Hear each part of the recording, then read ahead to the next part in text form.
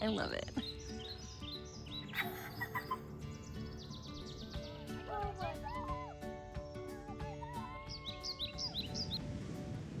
Hi, I'm Christine from Sargent Street Wildlife, and this is the very first episode of So You Want to Be a Bird Photographer.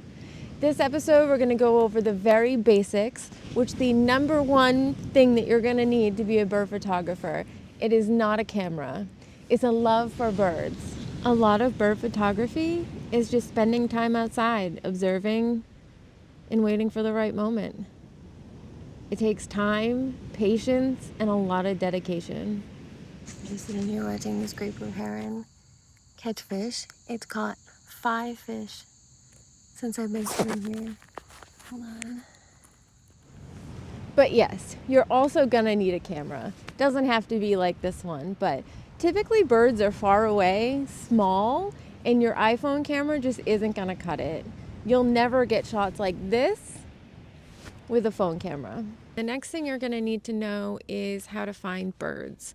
So my very first suggestion is to look up local areas where there are Audubons, wildlife management areas, nature preserves, things like that. You can look them up on Google Maps.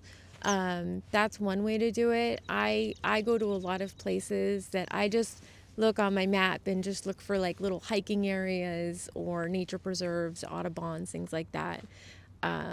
So if you got the passion, you got the camera, and you've picked a place, I'm going to tell you in the next episode how to start taking photos of them. Okay, I almost forgot to add apps. To get started, download the app. There's a Merlin app, which you can get on Google Play and the Apple App Store. Merlin is going to help you with identifying birds. Another one is eBird. It's really, really good at finding birding hotspots.